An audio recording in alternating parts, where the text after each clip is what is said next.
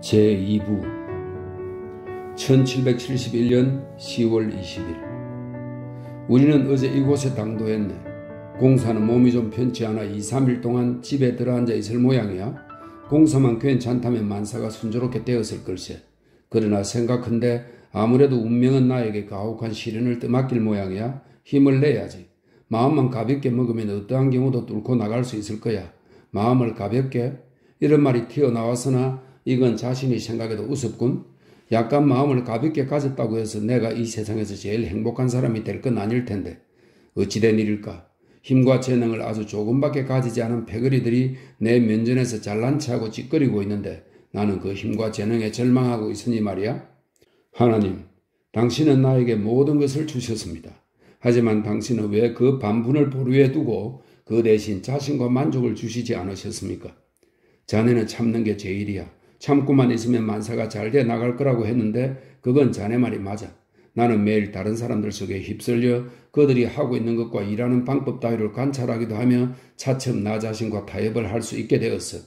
확실히 우리는 모든 것을 자기와 비교하고 자신을 모든 것에 비교하도록 만들어져 있네. 행복이나 불행도 마찬가지로 자신이 비교하는 대상 여하에 달린 거야. 따라서 고독처럼 위험한 건 없지. 우리의 상상력은 자기를 높이고자 하는 본성의 압박으로 또 문학의 환상적인 이미지에 조장되어 존재의 한 계열을 만들어내지. 우리는 그 계열 맨 끝자리를 차지하고 있으면서 우리 이외의 것은 전부 우리보다 훌륭한 것으로 보고 모두가 우리보다 완전하다고 생각하기 쉽지. 그건 그럴 수도 있을 거라고 생각하네. 우리는 곧잘 이런 생각을 하지. 우리에게 여러 가지가 연결되어 있다. 그래서 우리에게 없는 것은 남이 가지고 있는 것처럼 보이지. 뿐만 아니라 우리는 남에게 우리가 가진 것까지 주고 또 하나 덤으로 일종의 이상적인 낙천성까지 준 것 같은 생각이 드네. 이렇게 해서 행복한 사람이 완성되는데 실은 그것은 우리 자신이 창작한 거야. 이에 반해서 우리가 아무리 약하고 힘이 들더라도 곧장 나아갈 때는 우리의 진행이 아무리 느리고 지그재그시기라 하더라도 돛이나 노를 사용해서 나아가는 다른 사람보다 앞서는 수가 있는 거야. 나는 가끔 그렇게 생각한다네. 다른 사람과 나란히 하고 나아가든지 혹은 한 걸음 앞섰을 때에 비로소 참다운 자기 감정이 생겨난다고.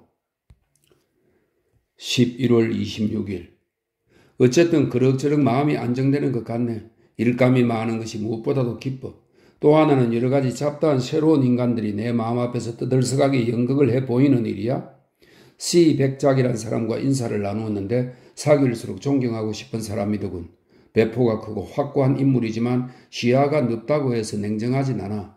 사귀고 보니 우정이나 애정에 세심하다는 것도 알 것 같더군. 이 사람이 의뢰한 일을 해주고 나서 얘기를 몇 마디 나눴는데 우리는 곧 서로를 이해하게 됐어. 나하고라면 다른 사람과 이야기하지 못할 것도 말할 수 있다는 것을 안 다음부터 나를 아주 높이 사주더군.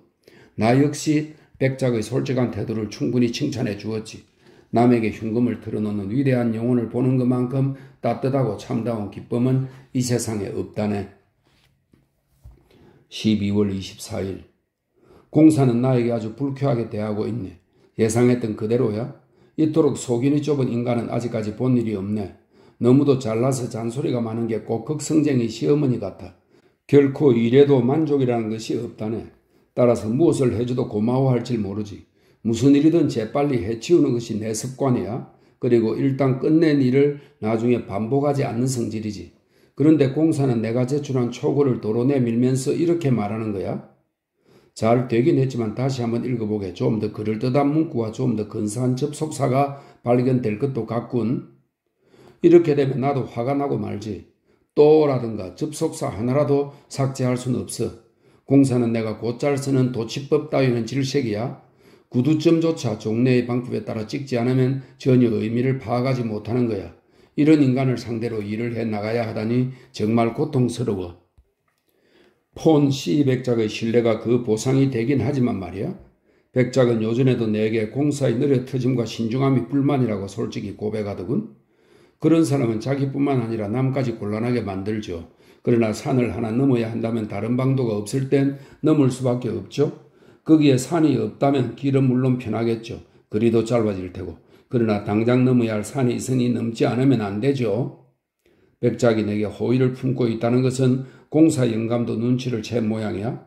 그래서 화가 나서 못 견디겠다는 듯 기회가 생길 때마다 내게 백작을 욕하는 거야. 물론 나는 그 말에 반대하였으므로 사태는 악화될 뿐이지.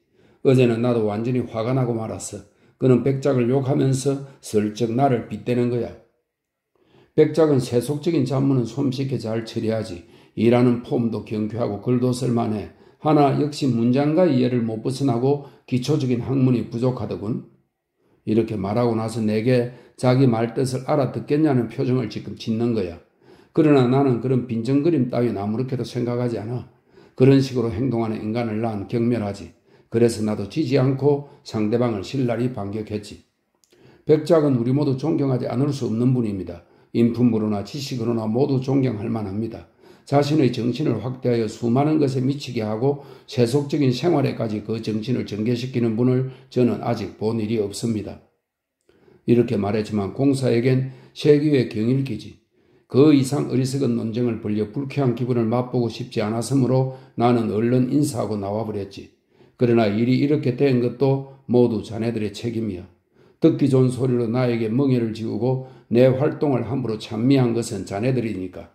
감자를 심고 그것을 말등에 실어 업에 팔러가는 인간이 나보다 일한 보람을 못 느낀다면 나는 지금 매어 있는 노예선에서 앞으로 10년쯤 더 일해도 좋다고 생각하네. 그리고 여기 서로 쳐다보고 있는 하찮은 패거리들은 형편없이 겉만 번드러한 답답한 녀석들이야. 한 걸음이라도 남보다 앞서려는 그들의 벼슬에 대한 욕심, 불쌍할 정도로 완전히 바닥이 드러난 한심한 생각들. 그 예로 한 여자는 자기의 높은 문불과 출생 따위를 늘 자랑했지. 모르는 사람들은 그 정도의 문불과 출생지를 마치 대단한 것이나 되는 것처럼 생각하지. 제 자랑만 늘어놓는 정말 바보 같은 그 여자는 여기에서 멀지 않은 곳의 관청 서기의 딸에 지나지 않는다네. 이렇듯 무분별하게 스스로의 수치를 드러내는 인간적 속을 나는 이해할 수가 없네. 말할 것도 없이 제 자로 남을 재는 어리석음을 나도 차츰 인식하고 있네. 그것은 일이 많아 할 일을 다 못할 정도이고 정열 때문에 심장 또한 그렇게 고동치기 때문에 그들이 내 일에 간섭하지만 않는다면 나도 기꺼이 그들이 하는 대로 놔둘 생각이야. 나를 가장 격분시키는 것은 이 숙명적인 사회의 사정이야. 물론 나 역시 내 나름의 신분적인 차별이 필요하고 그것이 내게 여러 가지 이익을 제공하고 있다는 것도 알고 있지. 하지만 내 인생에서 다소의 기쁨과 약간의 행복을 맛보고자 할 때 신분 때문에 방해받고 싶진 않아. 최근에 산책을 나갔다가 폰 B라는 아가씨를 알게 되었지. 이 살맛없는 세상에 아직 그 순수한 마음을 잃지 않고 살아가는 아가씨지. 정말 좋아. 얘기를 나누는 동안에 어느새 마음이 맞았어. 헤어질 때 언젠가 댁을 방문해도 좋으냐고 물으니까 부디 찾아와 달라는 거야. 그녀가 조금도 개의치 않고 허락해 주었으므로 나는 그녀를 찾아갈 시간을 기다리느라 조바심이 날 지경이었네. 그 아가씨는 이고장 태생은 아니고 숙모댁에 있다더군. 그런데 이 숙모의 인상이 아무래도 마음에 안 들었어. 나는 겨우 이 숙모란 사람에게 경의를 표하고 주로 말을 그쪽으로 돌렸는데 반시간도 못 돼서 그 속을 꿰뚫어 보고 말았지. 나중에 B양을 통해서 들은 말과 거리 틀리지 않더군. 말과 부하방 그녀의 숙모는 그 나이에도 만사를 내맡기지 못하는 성질이라는 거야. 재산도 지식도 없고 오직 믿는 것은 조상들의 족보뿐이라는 거야. 그녀를 보호해주는 것은 그녀를 둘러싸고 있는 신분뿐이요. 그녀의 유일한 즐거움이란 2층에 앉아서 밑에서 걸어다니는 평민들의 머리를 내려다보는 것 외에는 아무런 취미도 없는 것 같아. 젊었을 때는 꽤 예뻤던 모양인데 재미있게 세상을 사느라고 처음에는 바람을 피워 젊은 사내들을 무척 괴롭혔던 것 같아. 끝내는 몸을 망치고 나이 들어서는 어떤 늙은 사관과 배가 맞아서 얌전하게 되었지만 이 군인은 여자의 순종과 생활비와 맞바꾸어서 자신의 40대를 그녀와 함께 지내다가 죽고 말았지. 나이 50에 접어든 그 여자는 지금 혼자야. 조카딸이 그토록 귀엽지 않았다면 남들이 돌아보지도 않았을 거야. 1772년 1월 8일 한심한 인간들일세. 이곳 사람들은 1년 내내 의례적인 것에 정신을 빼앗겨 늘 염두에 두고 있는 것은 식탁에 앉을 때 조금이라도 윗자리에 앉자는 생각뿐이야. 그럼 그 밖에 다른 일이 없느냐 하면 결코 그렇지도 않아. 그들은 하찮은 일에 신경을 쓰기 때문에 정작 중요한 일은 끝내지 못하고 산적되어 있는 꼴이지. 전주에도 썰매타기 놀이 때 시비가 붙어 모처럼만의 즐거움이 엉망진창이 되어버렸지. 지휘 같은 건 문제가 되지 않아. 맨 윗자리를 차고 있다고 해서 반드시 최고의 역할을 하는 게 아니라는 것을 이 머저리들은 모른단 말이야. 예컨대 왕은 대신의 손아귀에 들어있고 대신은 비서관이 좌우하지. 그렇다면 누가 첫째란 말인가? 그것은 타인을 장악하고 타인의 힘이나 정리를 자기 계획을 수행하기 위해 끌어들일 만큼 권력이나 소환을 지닌 인물이 아닌가? 1월 20일 로테에게. 그립고 사랑스러운 로테여, 나는 당신에게 편지를 쓰지 않고는 견딜 수가 없습니다. 나는 지금 몰아치는 폭풍우를 피하여 가난한 한 농가에 와 있습니다. 나의 쓸쓸한 숙소 D에서 기분도 안 맞는 낯선 사람들 사이를 우왕좌왕하고 있는 동안은 편지를 쓸 생각이 도저히 나지 않았습니다. 그러나 여기 지금 이렇게 호젓이 눈과 우박이 창문을 때리는 오두막집에 갇혀 있노라니 제일 먼저 떠오르는 것이 당신 생각이었습니다. 이 방 안에 발을 들여놓자마자 로테여, 당신의 모습, 당신의 추억이 이토록 순결하게, 이토록 간절하게 그 최초의 행복한 순간이 되살아났던 것입니다. 사랑하는 벗이여, 방심의 파도에 휩쓸려 감각이 메말라버린 내 모습을 보았다면 무엇이라고 할까요? 지금 내겐 풍부하게 넘치는 마음도 행복한 한순간도 모두 사라지고 없습니다. 말하자면 나는 지금 요지경 속에 서서 사람이나 말이 빙글빙글 돌아가는 것을 보고 이것이 모두 환영이 아닐까 하고 자문하고 있습니다. 나도 그 인형 가운데 하나다. 아니, 인형극의 인형처럼 조종되고 있어서 이따금 옆에 있는 인형의 나무로 만든 손을 잡고는 깜짝 놀라서 오므리곤 합니다. 밤이 되면 또다시 내일은 해돋는 걸 바라보리라 생각하지만 아침이 되면 일어나고 싶지 않습니다. 또 낮에는 낮대로 오늘 밤은 달빛을 즐길 생각을 하나 밤이 오면 방구석에 틀어박히고 맙니다. 왜 일어나는지 왜 자는지조차 알 수가 없습니다. 그것은 내 생명을 발효시켜 움직이던 효모가 없어져 버렸기 때문입니다. 한밤중에도 나에게 힘을 주는 위안이 없어졌기 때문입니다. 아침이 되면 나를 잠에서 깨워주던 위안이 이제는 없습니다. 오직 한 사람, 폰 B라는 아가씨가 이곳에 있습니다.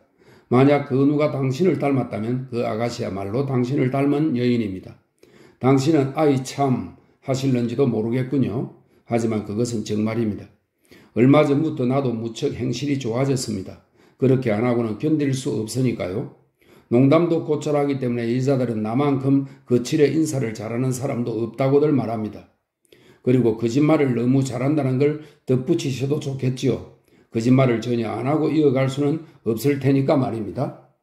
폰 B 양에 대해서 말씀드리던 중이었지요. 이 아가씨의 푸른 눈을 보고 있으면 풍부한 마음의 소유자라는 걸 알게 됩니다. 그 아가씨는 자기의 신분을 싫어하고 있죠. 그것은 마음의 소망을 하나도 채워주지 않기 때문입니다. 이 아가씨는 속세를 벗어나고 싶어 하기에 우리는 곧잘 교회로 나가 끝없이 즐거운 얘기를 주고받을 때도 있습니다. 그럴 때의 화제는 바로 당신입니다. 이 아가씨는 당신을 사모하고 있는데 그것도 어쩔 수 없이 그러는 게 아니라 진심에서 존경하고 있는 겁니다. 당신 얘기를 매우 듣고 싶어하고 당신을 사랑하고 있습니다. 아, 당신의 발밑에 앉아있던 그 방이 그립군요. 귀여운 아이들은 내 주위를 뛰어다니고 당신이 너무 시끄럽다고 하실 때는 그 애들을 주위에 불러 모아 무서운 얘기를 들려주어 모두 조용히 만들기도 했었죠. 눈으로 덮인 지평선 너머로 태양은 장엄하게 지고 있습니다. 이제 폭풍은 멎었습니다. 나는 다시 나의 작은 둥우리로 돌아가야 합니다. 그럼 안녕. 알베르트도 당신과 함께 있겠죠? 재미는 어떤지 나의 엉뚱한 질문을 용서해 주십시오. 2월 8일 한 일주일 내내 우울한 날씨였지만 내게는 도리어 그것이 좋았네. 여기에 오늘의 날씨가 좋은 날에는 반드시 누군가에 의해서 기분을 잡치고 말았으니까 말이야. 비가 억수같이 퍼붓는다든가 눈이 몰아친다든가 서리가 내린다든가 해토하는 눈이 녹아 진흙탕이 되는 이런 뜻입니다.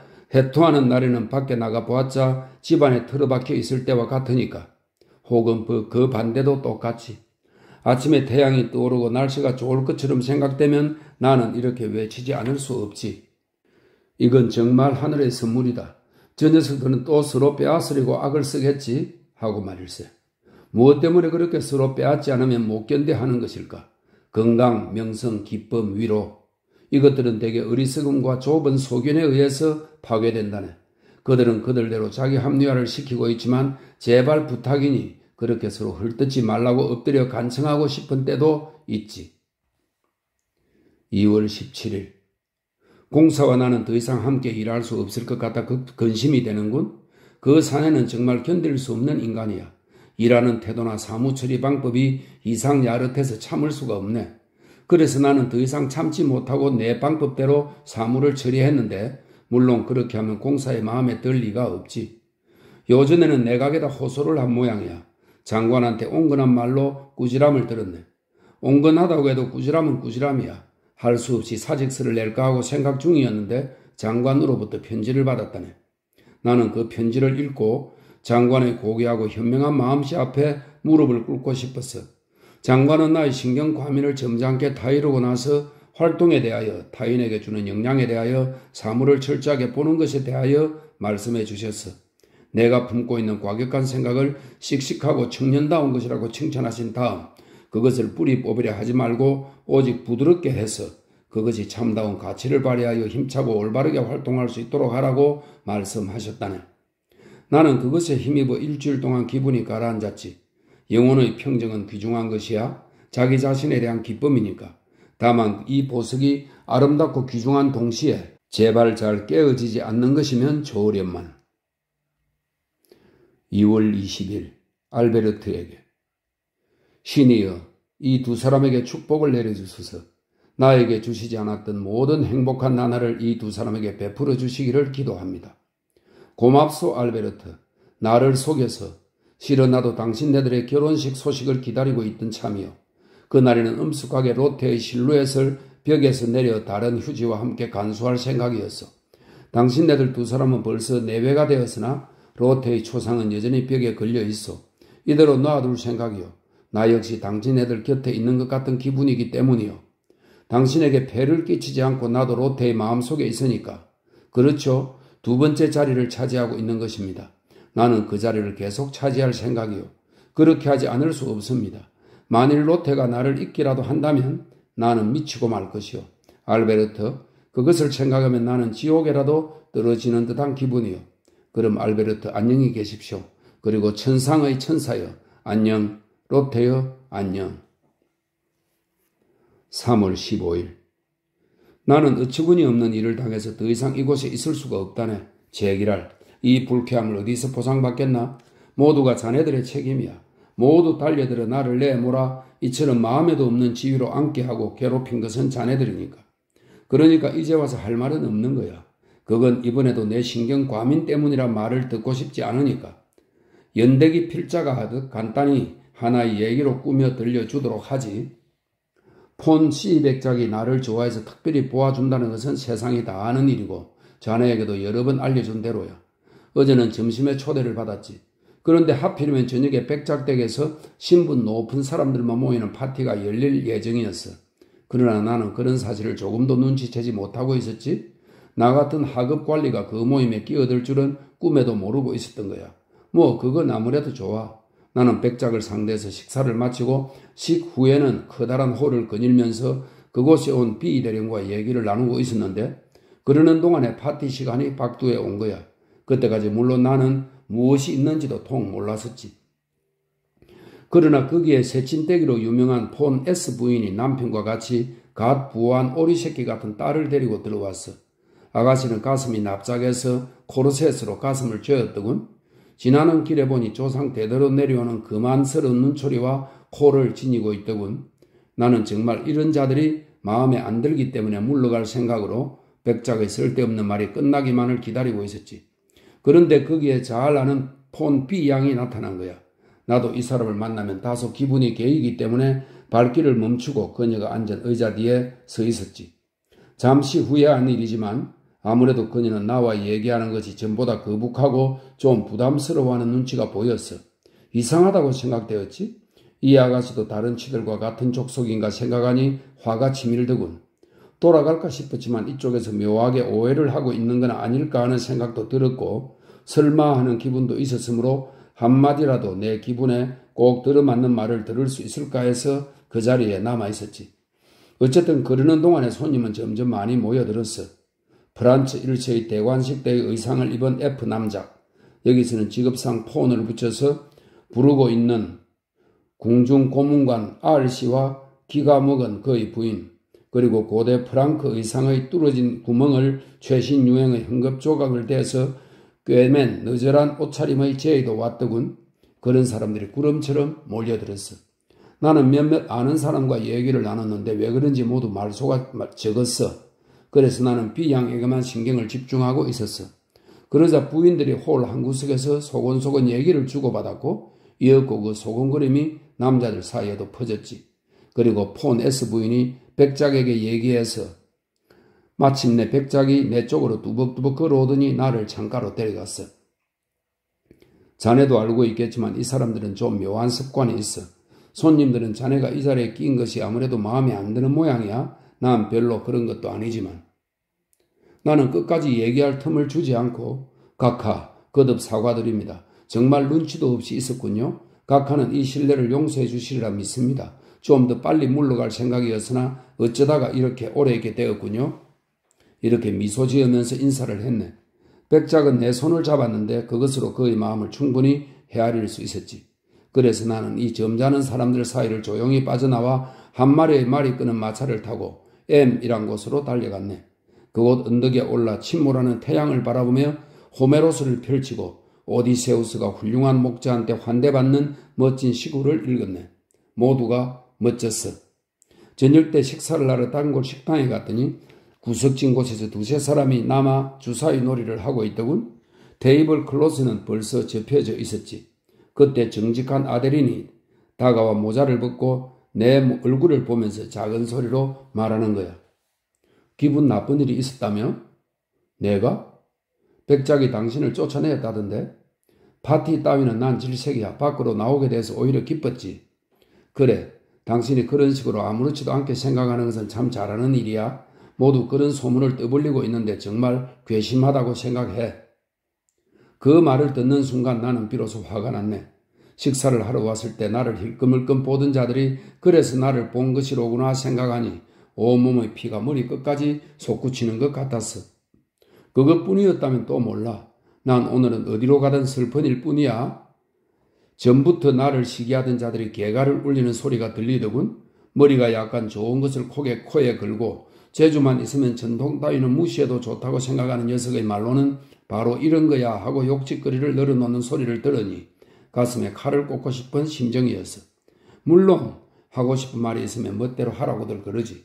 그러나 자기들의 유리한 지위를 이용해서 남을 헐뜯는 비열한 인간들의 말을 듣고 참을 수 있는 사람이 있다면 나서보라지. 그 짓거림 속에 아무 근거도 없다면 한 귀로 듣고 흘려버릴 수도 있겠지만. 3월 16일 모든 것이 나를 화나게 하네.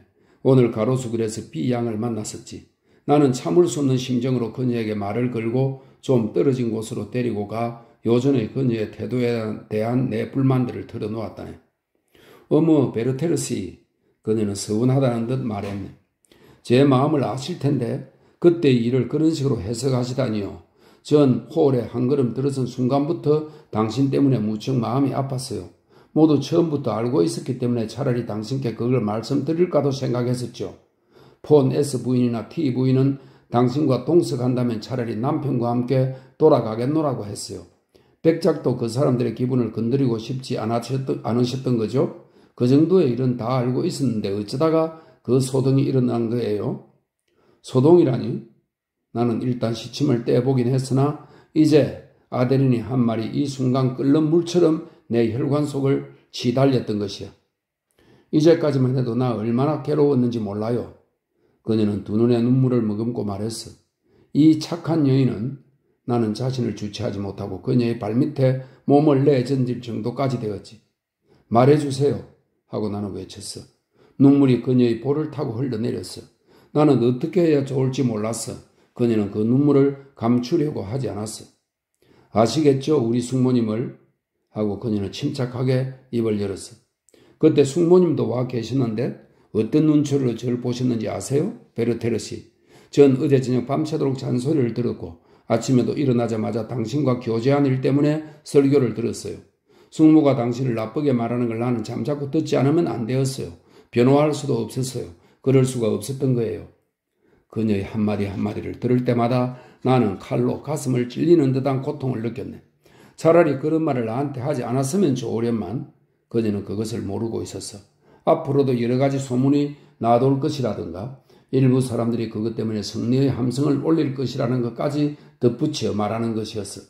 남에 대한 나의 오만이나 경멸은 이전부터 비난받아 왔지. 그들은 내가 당했다는 생각으로 모두 고소하게 여기고 기뻐하고 있다고 말했어. 이런 것들을 그녀의 진심 어린 말로 듣게 되다니 비렐름 완전히 얻어맞았어. 지금도 가슴이 찢어질 듯이 아파. 차라리 그 누가 나를 정면으로 맞대놓고 비난했으면 좋겠어. 그런다면 나는 상대편 뼈를 칼로 푹 찔러버릴 수 있었을 텐데. 피를 보면 내 마음도 어느 정도 가라앉겠지. 사실 나는 비수를 움켜잡고 몇 번이나 이 괴로운 가슴을 편하게 하려 했었는지 몰라.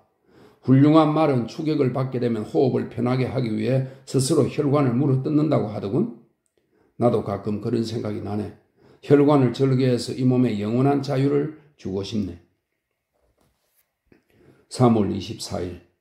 나는 결국 사직서를 제출했는데 제발 수리되었으면 좋겠네. 애초에 자네의 허락을 얻지 않은 건 미안하지만 어차피 나는 이곳에 있을 수는 없어. 게다가 자네들이 기필코 내 사직을 만료하리라는 것도 잘 알고 있어. 제발 우리 어머니에게 잘 말씀드려 주게. 난 자신의 몸조차 주체하지 못하는 인간이므로 어머니를 돌봐드리지 못하더라도 용서해 주시겠지. 물론 어머니는 슬퍼하실 거야.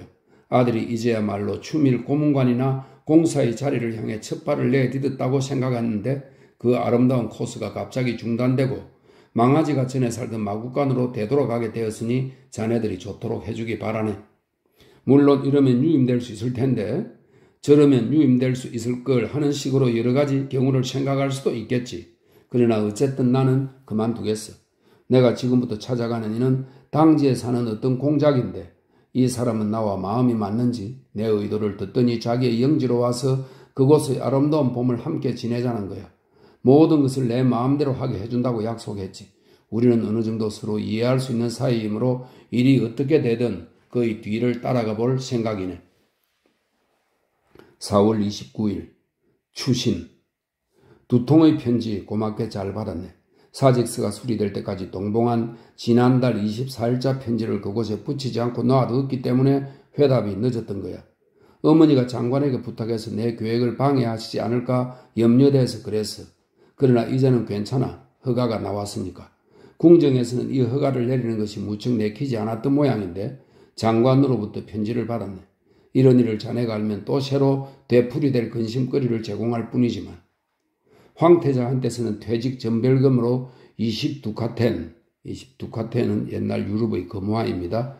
25두카텐이 하사되었네. 그것에 곁들인 황태자의 말씀에는 나도 감격해서 울고 말았지. 전날 내가 편지로 어머니에게 부탁드린 돈은 이것으로 필요하지 않게 되었어.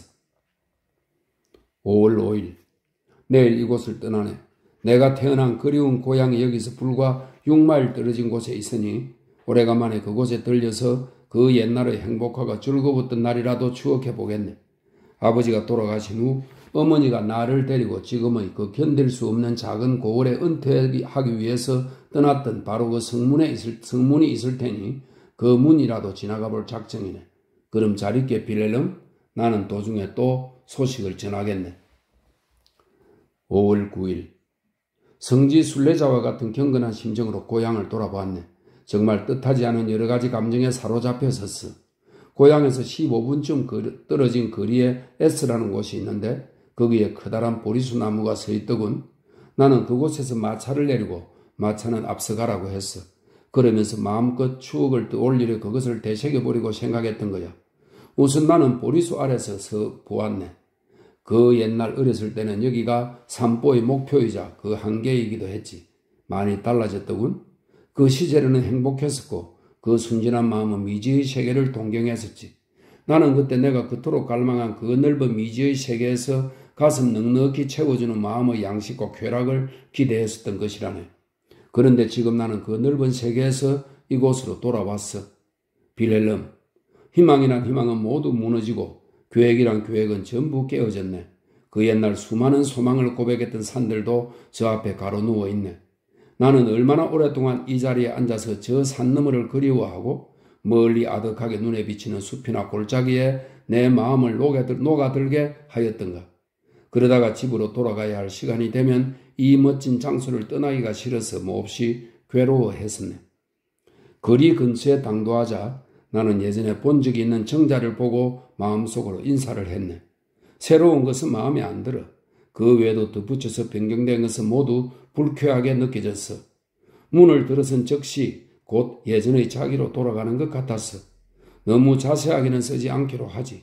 나에겐 아무리 재미있더라도 그것을 잃는 자네는 지루할 테니까. 숙소는 우리가 예전에 살았던 낡은 집 옆의 광장에 면한 여관으로 정할 생각이었네. 지나던 길에 저 고지식가 늙은 부인이 어린 우리들을 가두어 두었던 학교의 교실이 잡화점으로 변한 걸 알았지.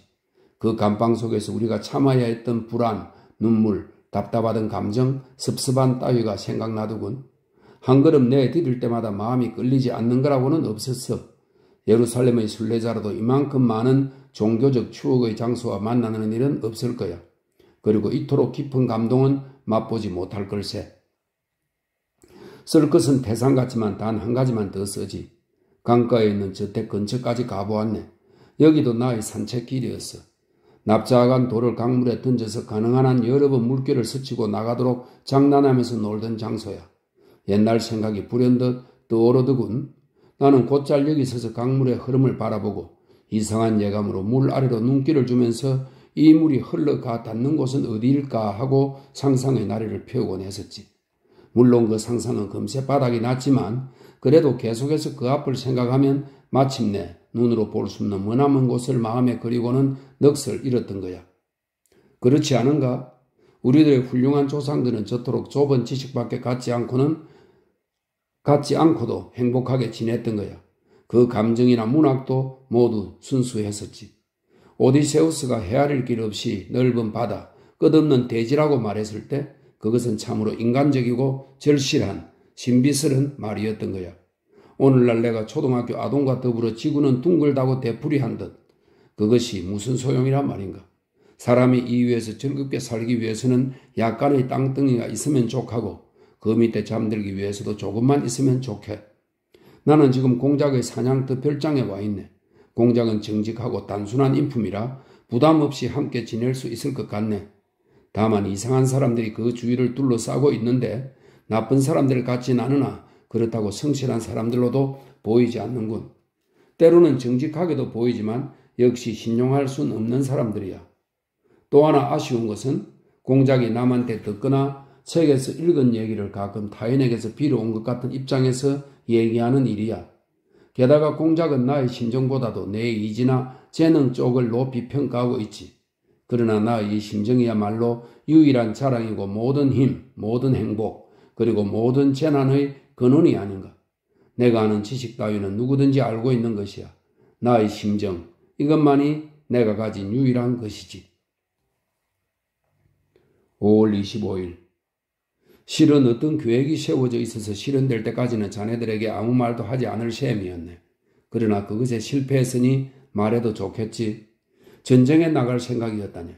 벌써 오래전부터 생각해 온 일이고 공작을 따라 이곳에 온 것도 그 일 때문이었지. 공작은 모 부대에 근무하는 장군이야. 산보할 때 나는 그 계획을 털어놓았는데 받아들이질 않았어. 만약 내가 그가 내세우는 여러 가지 이유에 귀 기울이지 않았다면 나의 종군 지원은 들뜬 생각이라기보다 차라리 정렬이었을 거야. 6월 11일 자네가 무엇라고 하든 간에 나는 더 이상 이곳에 머물 수 없네. 여기 있은들 아무것도 안 돼. 권태스러워. 공작은 정말 잘해주지만 나는 안정할 수가 없어. 결국 우리 두 사람 사이에는 공통점이 없네. 공작은 이지의 사람인데 그것도 지극히 평범한 이지의 사람이지. 공작과의 교제는 잘 씌워진 책을 읽는 것보다도 내게는 재미가 없네. 앞으로 일주일 정도는 더 있겠지만 그 후에는 정체 없는 나그네 길을 떠나겠네. 여기 있으면서 한 일 가운데 제일 좋았던 것은 그림을 그린 일이지. 공작은 예술을 알고 있어. 만약에 학자티를 내지 않고 상투적인 수로에 침범당하지 않았다면 좀 더 깊이 아는 사람이 되었으려만 모처럼 정성을 다해서 예술이나 자연 얘기를 재미있게 하는데 틀에 박힌 수로로 위태위태한 의견을 토론하고 어때? 이것으로 다 됐지? 하는 표정을 지으면 정말 맥이 빠지고 말지. 6월 16일 그렇다네. 나는 다만 한 사람의 나그네에 불과하다. 이 세상의 순례자인 것이다. 그러나 자네들도 과연 그 이상의 것일까? 6월 18일. 어디로 가느냐고 묻는데 자네한테만 살짝 얘기해 주지. 앞으로 2주일 동안은 여기 있어야겠지만 그러고 나면 모 광산으로 떠날 생각이야. 그러나 고백하면 이것도 구실에 지나지 않아. 그런 것은 아무래도 좋아. 나는 조금이라도 로테 가까이 가고 싶다네. 문제는 그거야. 나는 자신의 마음을 비웃으면서 그러고도 그것이 요구하는 대로 하고 있지. 7월 29일. 아, 그렇다면 얼마나 좋을까. 내가 그녀의 남편이었다면, 나를 만드신 신이여, 당신이 만약 이 은혜를 내게 베푸셨다면 나의 전 생에는 끊임없는 기도였을 것입니다. 나는 투정을 하고 있는 것이 아닙니다. 그러나 이 눈물을, 이 헛된 소원을 용서해 주소서. 그녀가 나의 아내, 이 세상에서 제일 사랑스러운 로테를 이 팔로 안을 수만 있다면, 빌렐름, 알베르트가 그 가녀린 여인의 몸을 안고 있다고 생각하면 나는 몸이 떨리네. 그러나 이런 말을 해도 좋을까? 나쁠 턱이 없지, 빌렐름. 로테는 나와 함께 사는 쪽이 훨씬 행복할 거라고 생각하네. 알베르트는 로테의 마음속 소망을 만족시켜줄 인간이 아니야. 감수성에 어떤 결함이 있지. 어떤 결함. 이 말은 자네가 좋을 대로 해석해 주게. 나와 로테가 감흥이 일치하는 재미있는 책을 보고도 알베르트의 마음은 공명하거나 감동하는 일이 없어. 우리 두 사람이 다른 사람의 행위를 보고 소리 지르고 싶은 충동을 수없이 느끼는 경우에도 마찬가지야. 그럼에도 알베르트는 진심으로 로테를 사랑하고 있네. 그러니까 그 정도의 사랑이라면 어떠한 보상을 받아도 좋은 거야. 반갑지 않은 손님이 회방을 놓았어. 나의 눈물은 이제 말라버리고 지금은 넋도 잃어버렸네. 그럼 안녕, 빌렐름. 8월 4일. 나만이 이렇게 되는 것은 아닐세. 사람은 누구나 희망에 쏟고 기대에 배반당하기 마련이지. 보리수 아래의 그 선량한 부인을 찾아갔지. 맨 위의 남자아이가 기뻐서 큰 소리를 지르며 내게로 달려오는 바람에 그 부인도 그 소리를 듣고 밖으로 나왔어. 입을 열자마자 아주 침울한 표정으로 이렇게 말하더군. 도련님, 우리 한스가 죽어버렸어요. 한스란 맨 밑의 사내 아이지. 난 말이 나오질 않았어. 주인도 스위스에서 돌아왔지만 빈손이었습니다. 도중에서 열병에 걸렸다는 거예요. 친절한 분들이 계시지 않았다면 거지 노릇을 하며 돌아올 뻔했어요. 아무 말도 못하고 나는 아이들에게 얼마씩 주었네. 사과를 몇 개 주면서 굳이 가져가라고 하더군. 그것을 받아들고 이 슬픈 추억의 장소를 떠나왔네. 8월 21일. 손바닥을 뒤집던 내 마음도 대번에 변했네. 때로는 생활이 기쁜 빛깔을 띨 적도 있지만 그것도 순간적인 일에 지나질 않아. 하염없이 눈물을 흘리다 보면 아무런 생각도 나지 않아. 나는 만약 알베르트가 죽는다면 어떻게 될까? 그렇게 된다면 나는, 그리고 로테는 하고 생각하며 그 환상을 뒤쫓아가지만 10년 앞에 이르러서는 몸서리치는 동시에 뒤로 물러서고 마네. 마차를 타고 성문을 나와서 처음으로 로테를 댄스에 데리고 갈 때 지나간 길을 걸었네. 많이 변했대군. 모두가 변하고 말았어. 모든 것이 과거일 뿐이야. 예전의 모습은 간 곳이 없고 예전 감정의 맥박도 없어. 지난날 번영을 누리던 영주는 온갖 사치를 다해서 이 성을 쌓고 죽을 때 사랑하는 아들을 위해 기도하며 물려주었지만 그 성은 지금 불타버리고 볼 것이 없네. 이 자리에 그 성주의 망령이 돌아와 보았다면 그의 기분도 나와 같지 않을까? 9월 3일. 나만 홀로 이렇게 로테를 간절히 마음으로 사랑하고 로테 이외에는 아무것도 모르네. 이해하지도 않고 소유하고 있지도 않아. 그런데 어떻게 나 이외의 인간이 로테를 사랑할 수 있는가? 사랑할 권리가 있는가? 가끔 나는 이것을 알 수 없네. 9월 4일. 역시 그런 것일까? 계절이 가을로 접어드는 데 따라서 마음과 신변에도 가을빛이 짙어만 가네. 내 마음의 나무잎은 누렇게 물들고 주위의 나무들도 낙엽이 지고 있네.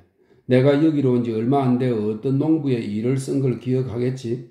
이번에 또 발하임에 와서 그 사내의 소식을 물어봤으나 주인 집을 쫓겨났다고만 할 뿐 아무도 그 이상 자세한 얘기를 들려주지 않아. 어제 다른 마을로 가는 길에 우연히 그와 마주쳤기 때문에 말을 걸었더니 지난 사정을 대강 말해주더군. 나는 2중 3중으로 감동을 했네. 그의 말을 재탕하면 자네도 쉽사리 알아들으리라 생각하네. 하나 그런 짓을 한들 무슨 소용이 있겠어? 나를 괴롭히고 탄식하게 하는 것을 왜 이 가슴에만 묻어두지 않는 것일까? 왜 자네까지 슬프게 만드는 것일까? 왜 나는 언제나 자네에게 나를 동정하고 꾸짖을 기회를 주고 있는 것일까? 어쨌든 좋아. 이것도 나의 운명일 테니까. 내 물음에 대답하는 그 사내의 모습은 슬프고 가라앉는 것이지만 무언가 망설이는 빛도 없진 않았네. 그러나 갑자기 자신으로 돌아가서 나를 알아본 듯이 행동하며 전보다 솔직히 자기가 저지른 잘못을 고백하고 자신의 불행을 탄식하더군. 그 말 한마디를 직접 자네에게 들려주었으면 싶었네. 여주인에 대한 사랑이 날이 갈수록 강해져서 끝내 자기가 뭘 하고 있는지 그의 말에 의하면 자기의 머리를 어디다 두어야 할지도 모르게 되었다는 것이야. 그는 추억을 즐겁게 맛보듯 하나하나 씹어가면서 고백했네. 먹지도 못하고 마시지도 못하고 잠조차 잘 수 없게 되었으며 마침내 목까지 막혀서 해서는 안 될 일을 하거나 부탁받은 일을 잊어버리거나 했다네.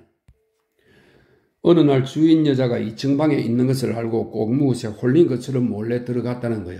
차라리 인력에 끌리듯 끌렸다는 표현이 옳겠지. 여주인은 그의 소원을 들어주지 않았으므로 힘으로라도 소원을 성취할 생각이었지. 자기가 왜 그런 짓을 했는지 자신도 모른다는 거야. 여주인에 대해서는 언제나 성실한 생각을 품고 있었고 언젠가는 그녀의 남편에 대해 함께 지낸다는 소원만 간절했는데 하나님도 이것만은 알아주실 것이라고 했어. 잠시 이렇게 얘기를 하더니 묘하게 말이 막혀버리더군. 할 말은 많은데 아무래도 그것을 입 밖에 낼 용기가 없는 듯 했어. 그래도 부끄러운 듯이 고백한 바에 의하면 여주인 쪽에서도 그를 향해 다소는 마음에 있는 것 같은 태도를 보이고 상당히 가깝게 접근하는 것도 허락했던 모양이야. 두세 번이나 머뭇거리면서 말하는데 이런 말을 하는 건 그 여자를 나쁜 사람으로 만들기 위해서가 아니며 자기는 지금도 예전과 다름없이 그 사람을 존경하고 사랑하고 있다고. 그래서 이제까지 말한 얘기를 전혀 입 밖에 낸 일이 없는데 다만 자기가 어리석고 우둔한 자라고 여기면서 뜻밖에도 내게만 고백한다고 열심히 변명을 되풀이했어. 자, 여기서 다시 나의 영원한 상투적인 노래가 시작되는데 그 사내의 모습, 지금도 내 심중에 있는 그 사내의 모습을 자네에게 보여주고 싶군.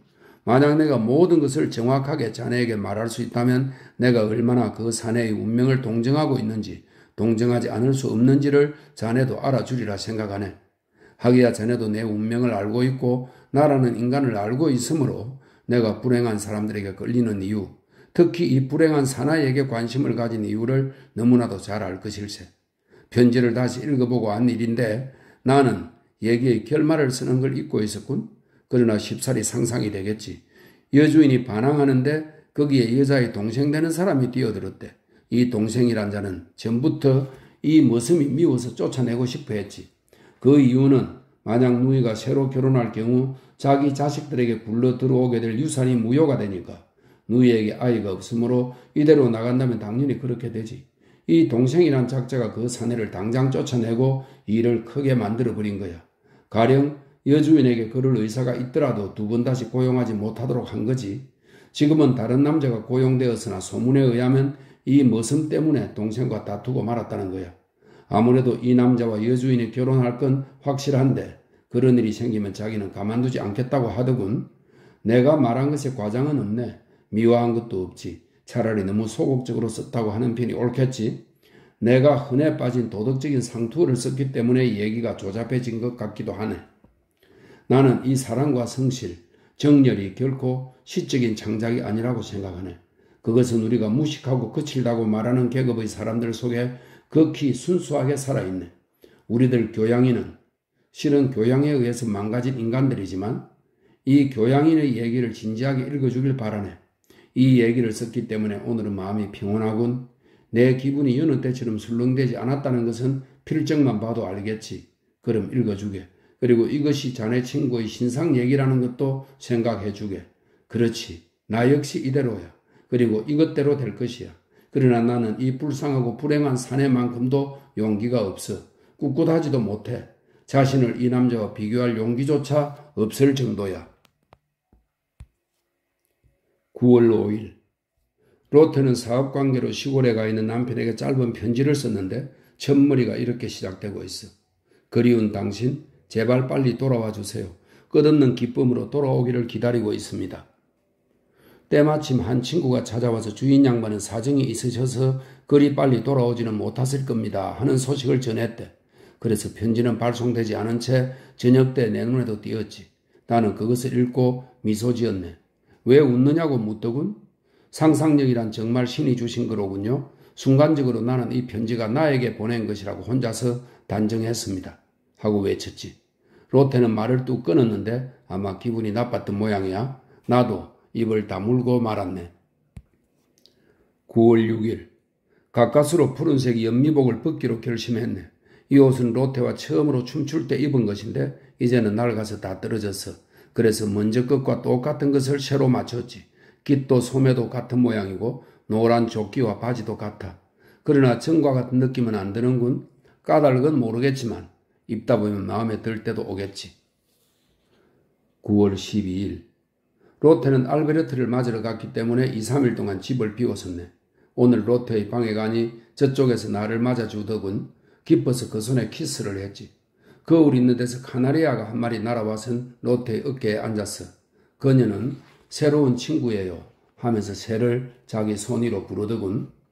이건 작은 아이들이 선물로 가져왔어요. 보세요. 귀엽죠? 길이 잘 들었기 때문에 빵을 주면 날개를 바닥거리면서 아주 잘 쪼아 먹어요. 키스도 하는걸요. 로테가 입을 내밀자 카나리아는 아주 귀엽게 뿌리로 아름다운 입술에 키스를 하겠지. 마치 사랑을 받는 행복을 알기나 하듯이. 당신한테도 키스해드리라고 할까요? 이렇게 말하면서 로테는 새를 나에게 넘겼어. 그 작은 뿌리는 로테의 입술을 떠나 내 입으로 옮겨졌어.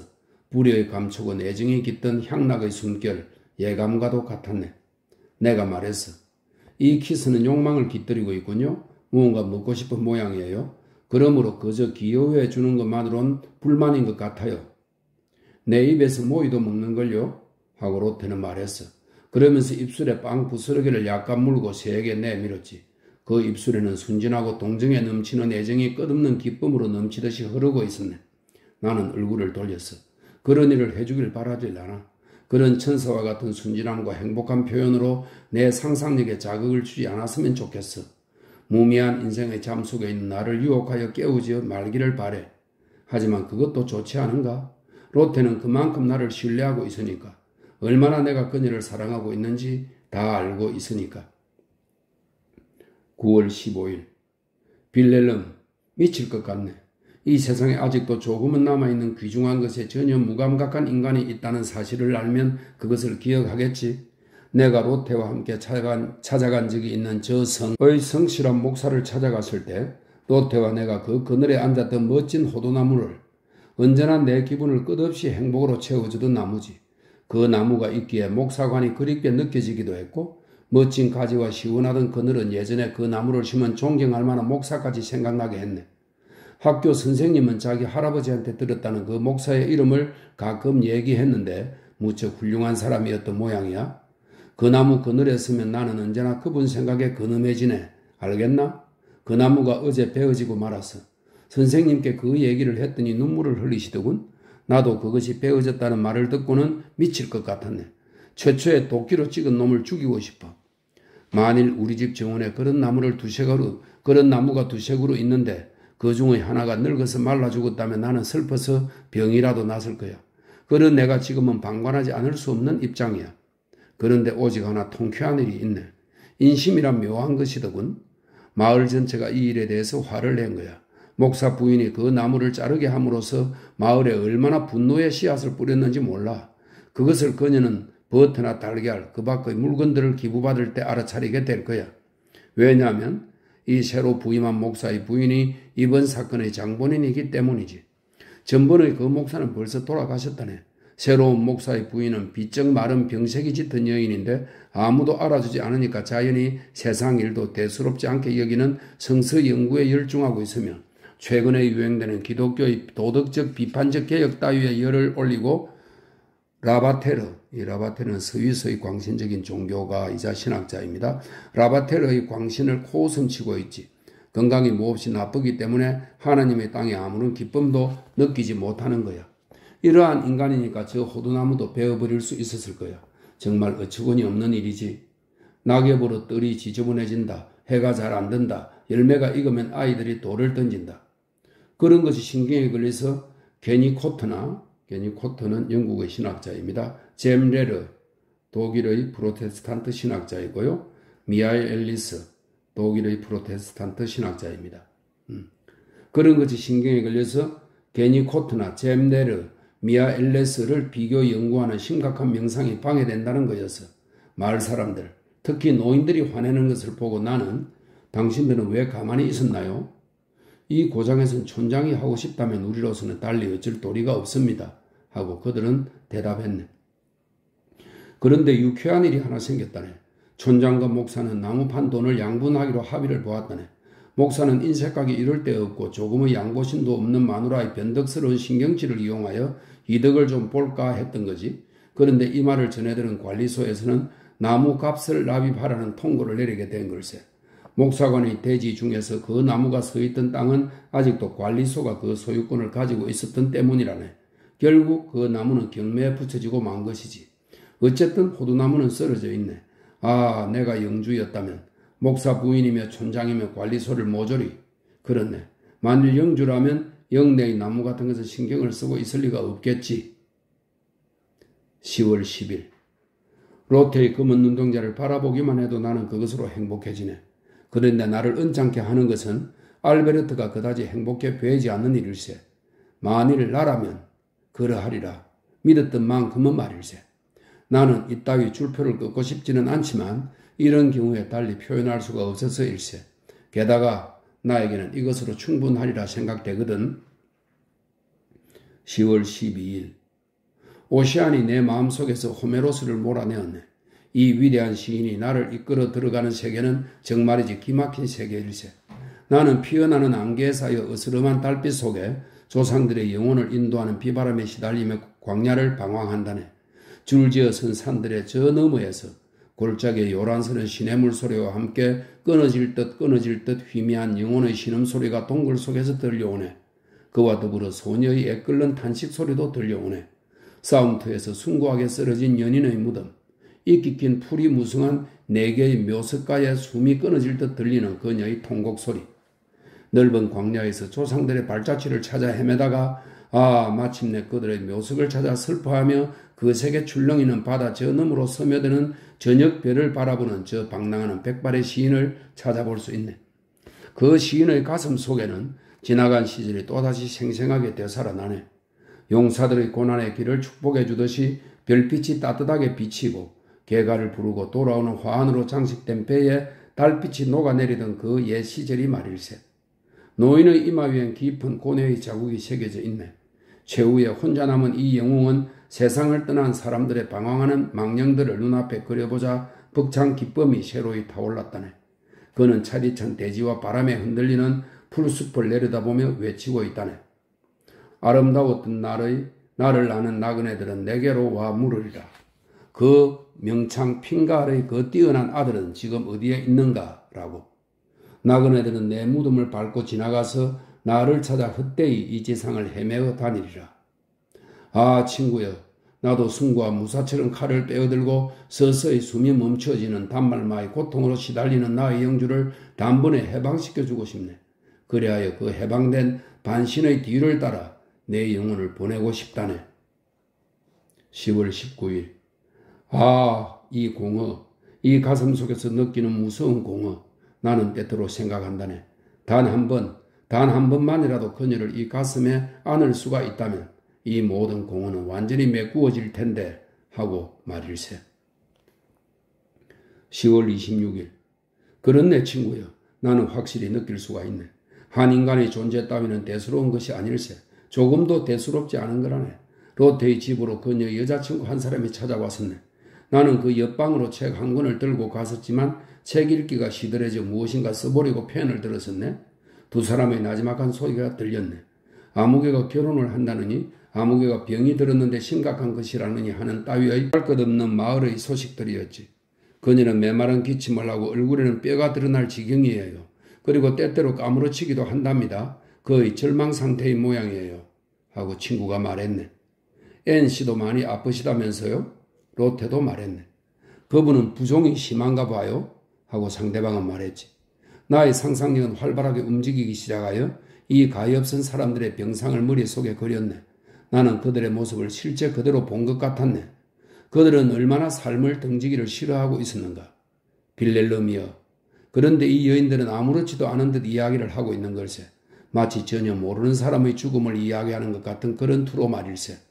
나는 주위를 둘러보았네. 로테의 옷이라든지 알베르토의 서류, 그리고 생각했지. 자, 생각해봐. 이 집에 있어서 대체 너는 무엇인가? 두 사람 모두 너의 친구이고 너를 존경하고 있어. 너는 때때로 그들에게 기쁨을 주지. 그래야 너의 마음에는 그들 없이는 살아갈 수 없을 것 같이 느껴지지. 그러나 너가 그들 곁을 떠나버린다고 할 때 그들은 자네를 잃음으로 인해 운명 속에 생겨나는 공허감을 도대체 얼마나 오랫동안을. 아, 인간은 이토록 덧없는 것이라네. 자신의 존재에 대해 확신을 가질 수 있는 곳, 또한 자신의 존재를 진실하게 인상짓는 유일한 장소일 수 있는 사랑하는 사람들의 추억이나 영혼 속에서조차도 인간은 아무런 흔적도 없이 소멸하여 버리지 않으면 안 되는 것 아닌가? 그것도 곧 순식간에. 10월 27일. 인간이 이토록 냉담할 수 있을까 하는 생각을 하면 나는 이따금 가슴을 찢어버리고 머리통을 부수어버리고 싶어지네. 아, 사랑도 기쁨도 우정도 즐거움도 내가 남들에게 가져다 주지 않으면 아무도 나에게 보여주지를 않네. 그리고 온 마음을 다 바쳐 남을 행복하게 해주려 해도 내 눈앞에 그림자처럼 차갑게 서 있는 인간들에게는 아무런 소용이 없네. 10월 27일 저녁. 내가 할 일은 이처럼 많으나 그녀를 생각하는 마음이 이 모든 것을 삼켜버리네. 아무리 할 일이 많더라도 그녀가 없으면 모든 것이 무료해진다네. 10월 30일.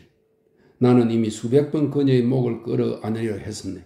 이렇게도 사랑스러운 존재가 눈앞에 어른거리고 있는데 껴안을 수가 없다니 이 고통스러운 심정은 신만이 알고 계실 걸세. 껴안는다는 것은 인간의 가장 자연스러운 충동일세. 아이들은 마음에 드는 것이 눈에 띄면 붙잡으려 하지 않는가. 그런데 나는 11월 3일. 진실로 말하노니 때때로 나는 다시는 눈뜨지 않게 되기를 바라면서 아니 번번이 그렇게 되리라고 믿으면서 잠자리에 드네. 그러나 아침이면 눈을 뜨고 태양을 또다시 보게 되면 비참한 심정이 된다네. 아, 차라리 모든 것을 기후 탓으로 돌린다거나 누군가 다른 사람 또는 실패한 교회에게다 돌릴 수 있다면 이 치밀어 오르는 울분의 견딜 수 없는 멍해가 절반은 줄어들 수 있으련만. 그러나 슬프게도 이 모든 죄가 나에게 있다는 것을 너무나도 절실히 느끼고 있으니 아니 그건 죄라고도 할 수 없지. 전에 모든 행복의 원천이 내 마음속에 깃들고 있었던 것처럼 모든 불행의 원천이 내 마음속에 숨어 있음이 사실이네. 일찍이 충만한 감격 속에 떠돌아다니면서 한 발짝 내디딜 때마다 천국이 뒤따르던 그 무렵의 나와 지금의 나는 다를 바 없으련만 그 무렵의 나는 온 세계를 애정에 넘쳐 부둥켜 안을 수 있는 마음을 지니고 있었으나 지금은 그 마음이 죽어 없어져 버렸네. 이제 내 마음에는 어떤 감동도 흘러나오지 않는 걸세. 더 이상 속 시원한 눈물이 나의 감각을 위로해 주지도 못하며 불안으로 말미암아 내 이마에는 나날이 주름살이 늘어난다네. 나는 무척 괴롭네. 이는 내 생애의 유일한 기쁨을 잃었기 때문이라네. 신성하고 거룩한 소생력, 내가 그 주위의 세계를 창조해내었던 그 힘, 그것이 사라져버린 것이네. 창밖으로 멀리 보이는 언덕에는 아침 해가 언덕 위로부터 안개를 뚫고 나타나 조용히 목장을 비추고 있고 시냇물은 잎이 진 버드나무 사이를 은은히 흐르고 있네. 아, 이 아름다운 광경이 나에게는 마치 니스를 칠한 유화처럼 딱딱하게 굳어진 듯 보이며 당연히 느껴야 할 환희가 이제는 내 심장으로부터 한 방울의 행복감조차도 내수로 빨아올려주지 못하네. 대장부가 메마른 샘처럼 물이 없는 물통처럼 신 앞에 서 있을 따름이네. 나는 이따금 땅바닥에 몸을 던져 하나님께 눈물을 내려주십사고 기도했네. 마치 푸른 하늘이 머리 위에서 빛나고 온 대지가 메말라 버렸을 때 농부들이 비를 갈구하듯이.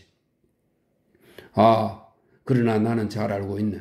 우리들의 이 애타는 갈망이 있다 해서 신은 비나 햇빛을 내려주시지 않으리라는 것을. 돌이켜보면 고통스럽기만 한 그 시절이 어찌하여 그토록 행복했던 것일까? 그것은 내가 하나님의 축복을 참을성 있게 기다리며 그가 내려주시는 환희를 온 마음을 기울여 감사하며 받았기 때문일 걸세. 11월 8일. 로테는 나의 무절제를 충고했네.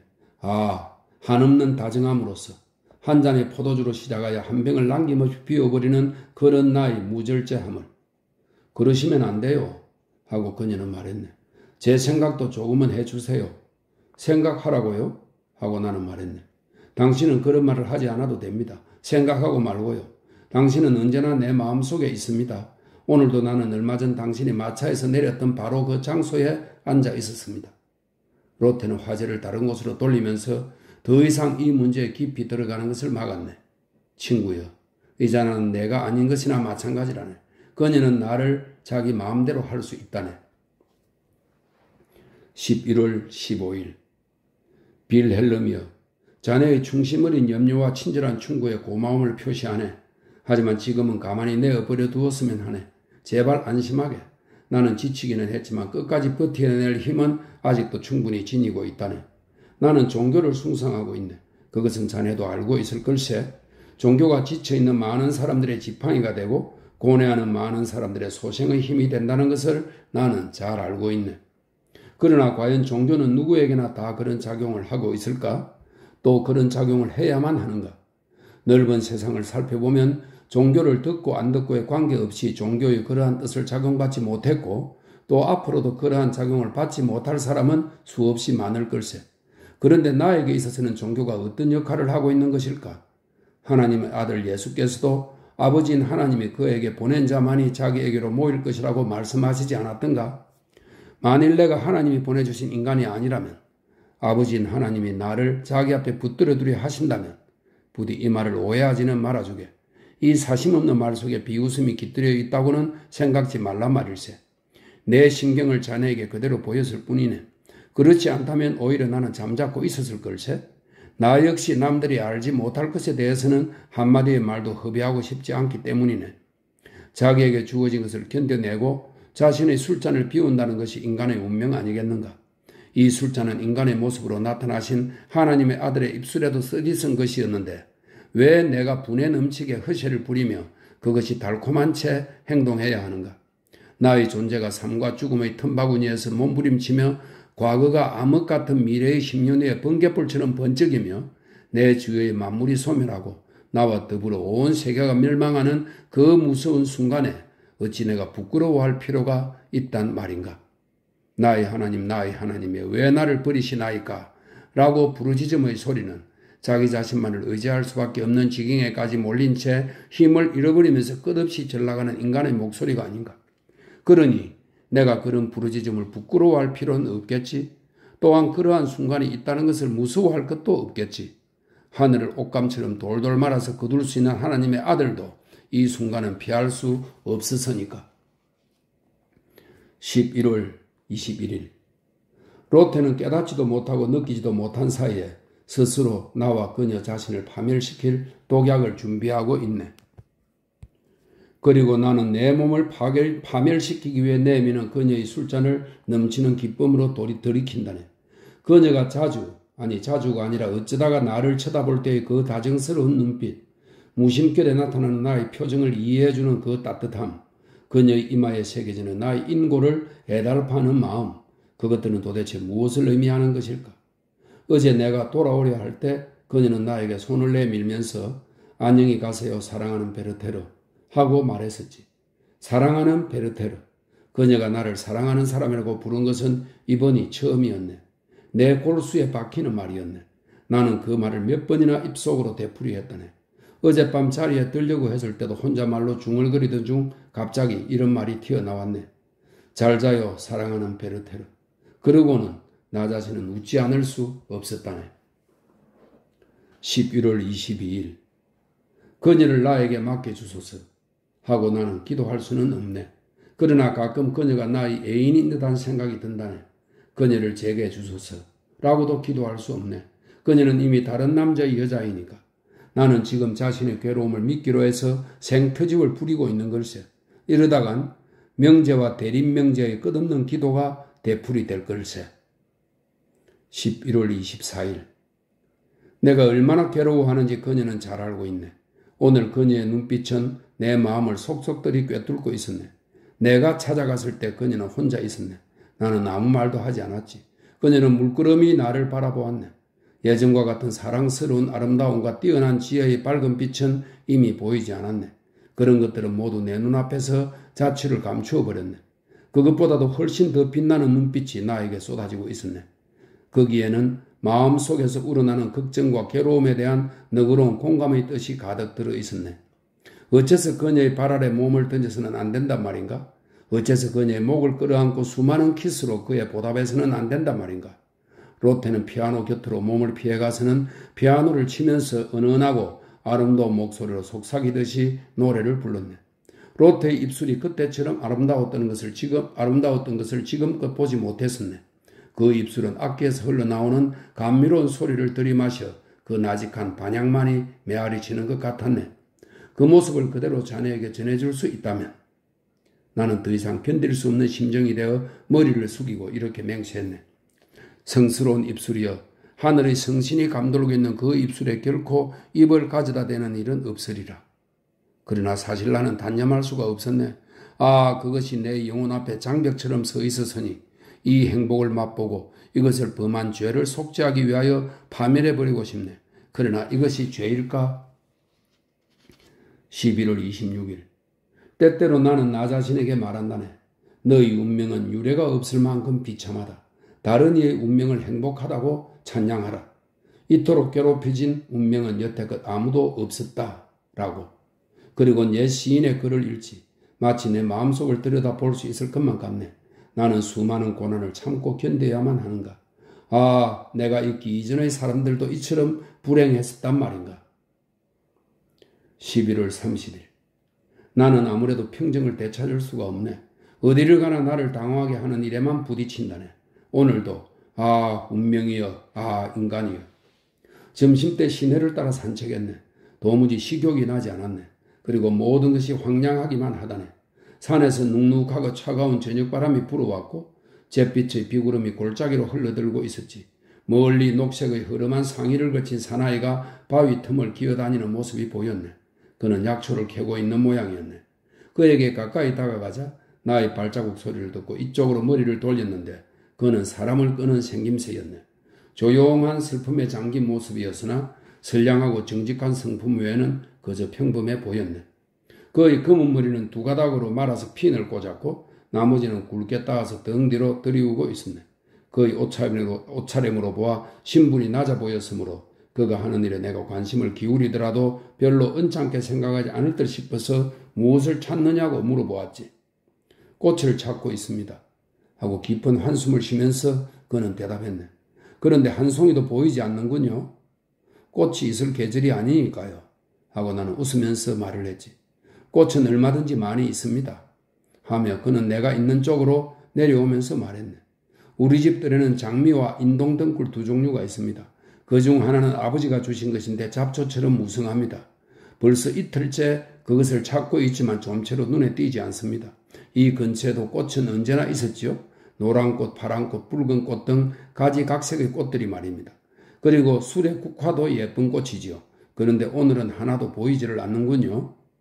나는 약간 이상한 기분이 들어 슬쩍 둘러대서 물어보았네. 도대체 꽃을 따서 무엇을 하시려 합니까? 그는 경련하는 듯한 이상한 웃음을 지었네. 이건 누구에게도 얘기하면 안 되는데? 하고 그는 손가락을 입에 갖다 대면서 말했네. 저는 애인에게 꽃다발을 선사하기로 약속했거든요. 그거 멋진 일이군요. 하고 나는 말했지. 뭘요? 제 애인은 다른 것들도 많이 갖고 있어요. 부자거든요. 하고 그는 대답했네. 그래도 당신의 꽃다발을 기쁘게 받을 테죠? 아니요. 그녀는 보석을 갖고 있는걸요. 또 왕관도 갖고 있죠. 그분의 이름이 무엇인가요? 네덜란드 정부가 나에게 월급을 주었더라면 하고 그는 엉뚱한 말을 했네. 나는 이러한 인간이 되질 않았을 거예요. 그래요. 이래봬도 한때 좋았을 때가 있었습니다. 이젠 틀렸지요. 지금도 저는 하늘을 우러러보는 그의 눈은 젖어 있었네. 그것이 모든 것을 말해주고 있었어. 그럼 예전에는 무척 행복했겠군요. 네, 다시 한번 그때같이 행복했으면 해요. 그때는 물속의 고기처럼 한없이 행복하고 재미있었거든요. 그러나 이때 노파 한 사람이 이쪽으로 오며 부르는 소리가 들렸어. 하인리, 너 여기 있었구나. 사방을 찾아 헤맸단다. 어서와 밥 먹어야지. 나는 그 노파 옆에 다가가서 물었네. 할머니 아드님이신가요? 네, 무슨 인과인지 이 아이 때문에 나는 큰 걱정이에요. 언제부터 이런가요? 이렇게 조용해진 것은 반년쯤 되었을 거예요. 이 정도라도 되었으니까 다행이에요. 1년 내내 미쳐서 날뛰었거든요. 정신병원에서 쇠사슬에 묶여 있었죠. 지금은 누구에게도 유순하지만 오직 공주님이 어떻다는 둥, 임금님이 어떻다는 둥 매일 그 얘기만 하고 있습니다. 본래 조용하고 착한 아이라서 집안 살림도 거들어 주었고 글씨도 잘 썼지요. 그런데 갑자기 우울증에 걸리고 열이 오르는가 싶더니 미치고 만 거예요. 지금은 보시다시피 이렇습니다.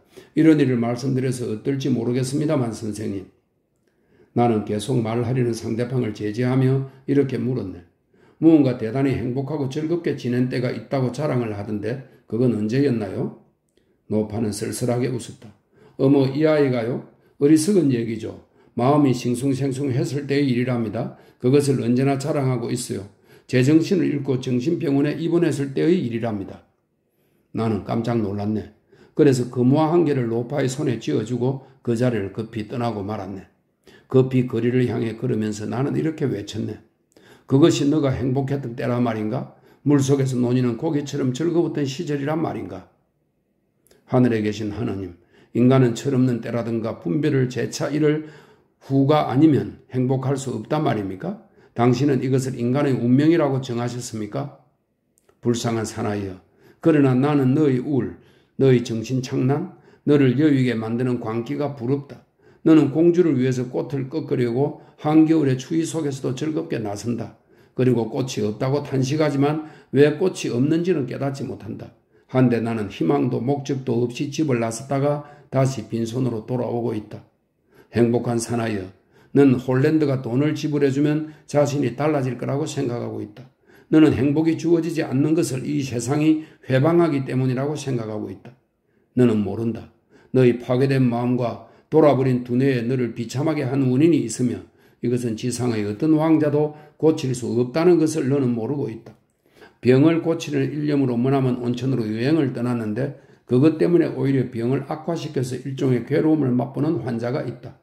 또 가슴에 고민이 있어서 양심의 가책을 벗어나고 영혼의 괴로움을 아물게 하고자 그리스도의 성스러운 무덤으로 순례를 떠나는 사람도 있다. 이러한 사람을 경멸하는 자는 위로의 손길도 없이 죽는 게 낫다. 전인 미답의 길을 걸어서 발바닥에 상처를 입더라도 그 한 걸음 한 걸음은 고뇌하는 영혼의 한 방울의 진정대가 되고 괴로움을 참고 걷는 동안에 마음의 병은 차츰 가벼워진다. 공론가들이여, 자네들은 탁상에 앉아서 그것을 미망이라 부르는가? 오 하나님, 당신은 내가 흘리는 눈물을 보십니다. 당신은 인간을 이토록 불쌍하게 만드셨습니다. 더구나 당신은 이 가난한 재물, 당신에게 바쳐진 이 약간의 신뢰조차 탈취하려는 동포들까지 곁들여서 보내지 않으면 안 되셨습니까? 만물을 사랑하시는 신이여, 약초나 포도나무의 접에 거는 인간의 신뢰는 당신에게 거는 신뢰가 아니고 무엇이겠습니까? 당신은 우리를 둘러싼 모든 것 속에 치유하는 힘과 진정하는 힘을 내리셨습니다. 우리에게 잠시도 없으면 안 될 힘을 내려주신 것입니다. 내가 모르는 아버님이여, 지난날에는 내 영혼을 가득 채우시더니 이제는 내게서 얼굴을 돌리신 아버지여, 나를 제발 당신 곁으로 불러주소서. 더 이상 침묵하지 마옵소서. 침묵하신들 내 목마른 영혼은 참아내질 못할 것입니다. 불의에 돌아온 아들이 그 목에 매달려서 돌아왔습니다. 아버님, 분부하신 대로 여행을 좀 더 참으며 오래 계속해야 할 텐데 중도에서 마치고 돌아왔습니다. 부디 화내지 마시기 바랍니다. 세상은 어디나 한 가지였습니다. 수고함과 노동이 있어야 보수와 기쁨이 있습니다. 하지만 그것이 나에게 무슨 소용이란 말입니까? 내가 행복하게 지낼 수 있는 곳은 오직 당신이 계신 곳일 뿐입니다. 당신이 보고 계신 앞에서 나는 괴로움이든 즐거움이든 맛보려 합니다. 이런 말을 듣고 노여워할 수 있는 사람, 노여워할 수 있는 아버지가 있을까? 하늘에 계신 신이여, 이런 아들을 물리치지 마옵소서. 12월 1일 빌렐름, 지난번 편지에 쓴 그 행복하고도 불행한 사나이는 전에 로테의 부친 밑에서 서기의 일을 보던 사내라네. 엄밀히 로테를 사랑하고 있었는데 그것이 드러나서 면직되고 미쳐버렸다는 것이야. 이와 같이 별 재미도 없는 보고지만 그래도 내가 얼마나 격렬히 이 얘기에 감동했는지 알아주게. 알베르트는 안색 하나 변하지 않고 그 얘기를 해주었는데 아마 자네도 똑같이 태연하게 이걸 읽겠지. 12월 4일. 모든 것이 끝난 듯한 생각이 드네. 여보게, 제발 이 심정을 이해해 주게. 더 이상 참을 수 없어. 오늘 로테는 내 옆에 앉아 있었네. 로테는 피아노를 연주해서 온갖 멜로디, 그 음색 속에는 온갖 감정이 넘쳐 흐르고 있었네. 그녀의 작은 여동생은 내 무릎 위에서 인형에게 옷을 입히고 있었지. 나는 갑자기 눈물이 솟았어. 고개를 숙이니 로테의 결혼 반지가 눈에 띄었네.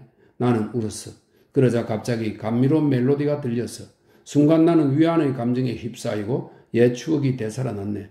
내가 이 노래를 들었던 그 무렵이 생각나고 우울하고 우두컴컴하던 밤과 우수, 성취되지 못한 수많은 희망 따위가 나는 방 안을 왔다 갔다 했지만 무언가 울컥 치밀어서 숨이 막힐 지경이었네. 제발 부탁입니다. 그만 멈추시오. 격렬한 감정의 폭발과 함께 나는 로테의 곁으로 달려갔네. 그녀는 연주하던 손을 멈추고 내 얼굴을 한참 바라보았네. 베르테르. 로테는 내 영혼을 꿰뚫어 보는 듯한 미소를 짓고 있었다네. 베르테르, 무언가 무척 기분이 언짢으신 것 같군요. 당신이 좋아하는 곡을 쳐도 싫으시다면 부탁입니다. 돌아가서 기분을 진정시키도록 하세요. 나는 몸을 획 돌려서 돌아와 버렸네. 신이여, 당신은 나의 이 비참한 모습을 보셨습니다. 그러므로 결말을 지어주시리라 믿습니다. 12월 6일 2부 마지막 글입니다. 어디를 가나 로테의 환영이 뒤쫓아와서 떨어지질 않네. 자나깨나 꿈속에서도 내 마음을 차지하고 있는 것은 그 모습이야. 눈을 감으면 눈 속에 마음의 시력이 모여드는 이 이마 속에 저 검은 눈이 나타나네. 바로 여기다라고 그 장소를 가르쳐 줄 수는 없지만 눈을 감아도 로테의 모습이 비치네. 바다와도 같이 호수와도 같이 그 눈은 내 앞에 나의 마음속에 깃들어 있네. 내 이마의 모든 감정을 충만케 해준다네. 인간이란 무엇일까? 반신이라고 일컬어지는 인간이란 힘을 가장 필요로 할 때 정작 그 힘을 가진 게 없지 않은가? 그리고 또한 기쁨에 발부둥치고 슬픔에 잠잠할 때도 인간은 그것을 참아내질 못하네. 무한한 충만 속으로 막 녹아 들어가고 싶어지는 순간에도 차디찬 의식의 힘에 이끌려서 되돌아서는 존재가 아닌가?